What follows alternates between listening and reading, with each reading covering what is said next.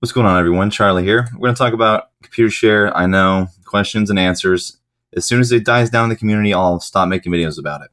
So number one, I missed it. What is all this talk about Computershare? Well, Computershare is GameStop's transfer agent registrar. They've been the transfer agent registrar for over a decade now. And for some reason in 2021, we're coming to the conclusion that that means we should all transfer to the transfer agent to cause MOAS, basically is where this came from. It derived from a glitch in the Yahoo float a week ago, and then from there the Computershare tweet that Ryan sent out of the toilet and the computers, they basically derived him telling us to do this based off that tweet. When you look into the tweet further, that's not the case, and it's a silly thing to hype the community off anyway.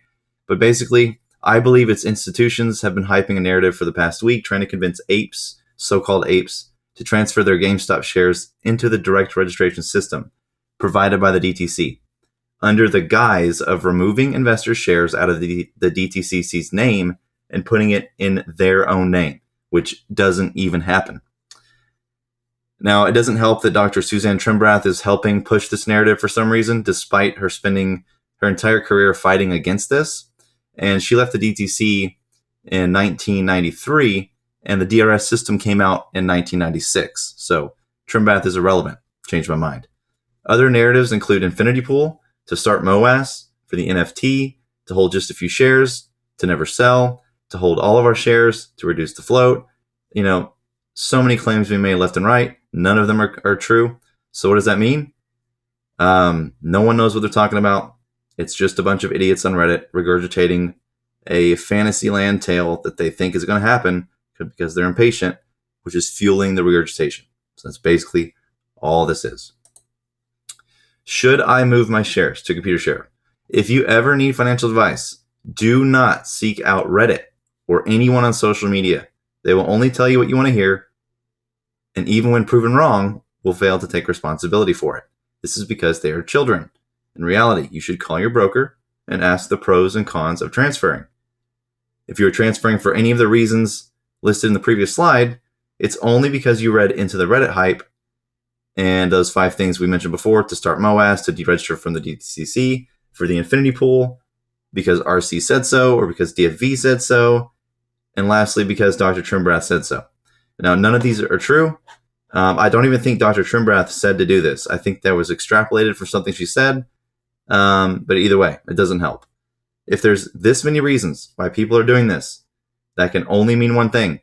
None of them are educated on what DRS is and are simply following the herd, which is dangerous. Now, the benefits of DTC DRS, and that's right, this is the DTC's service. That is argument number 1 of why you will not be taking your shares into your name.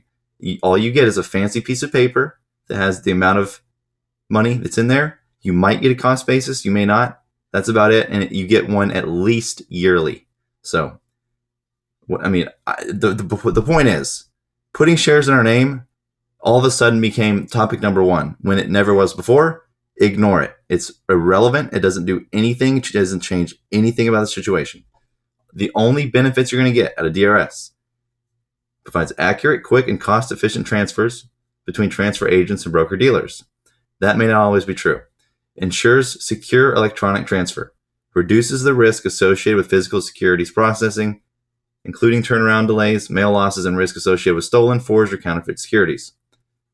Eliminates the need for transfer agents to maintain a supply of certificates for each issuer, examine physical certificates and read medallions, and C, perforate, store, and eventually destroy canceled certificates. Supported the industry to move to T+2 and will support the move to T+1, and provides the platform to further enhance securities processing and the dematerialization efforts underway by the industry. So as you're all aware, the DRS is trying to dematerialize all of the shares by destroying certificates, by drawing everything into this DRS. That way, as soon as it comes into this DRS system, you notice it doesn't say anything here about putting it out of your name. So it doesn't do it. You're giving them an aggregated pool of investor shares to do whatever they wish to do with, because it's their service, and the contracts that they write must be followed by the transfer agent. So If you're thinking Computershare is going to be the one saving you, they work for the DTC. You're handing it all to the enemy. The risk of DRS. The only party insured for the shares in your Computershare account is the DTCC. So you have SIPC at least if you're in a broker, for the most of you. But as soon as you go DRS, you give that up. If anything happens to Computershare, guess what? The surety contract insurance number is claimed by the DTC, and there goes your shares. And now they have a giant pool of Infinity shares to use. So the Infinity pool narrative makes more sense for the other side, for the DTC, not GME. Think carefully, people. And by the way, whenever people, if something happens to Computershare and they go bankrupt and then all these claims start coming out, your claim's going to have to be with GameStop, not Computershare. So other important notes, you've been holding your shares all year. If you transfer them now, you will reset your tax clock and will have to wait another year entirely before reaping the benefits of the long hold if you wanted to sell. And by the way, the never selling narrative that's going around is also bullshit. The company has not recommended this move, and there is no justification for it, clearly, as they keep moving the goalpost and still to this day have no arguments. And they lower themselves to attacking, thinking that's going to stop me. But as per GME's own 10Q report, we've seen it twice this year, comments by securities analysts or other third parties, including blogs, articles, message boards, and social and other media, they're basically telling you, unless you hear it directly from a GME document, don't buy into it. Don't move based off of it. So, and remember, if it wasn't for Reddit irresponsibly pushing this narrative, you wouldn't even have all these questions that are jumbled around in your head to begin with. The solution? Ignore it. Ignore the noise. If you're not on Superstonk, you should hear much less noise. If you're not looking at Weeble comments, you should hear much less noise.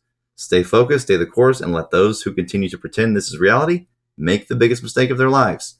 After all, the research has been done, and I've concluded, based on everything I looked at, based on the reality, despite how you feel about me or anything else I've said, I don't care. The reality of the situation is, the ones that fled to Computershare will ultimately be the ones paying the price, and then you're going to wish you'd listened. Only time will tell. Talk to you later.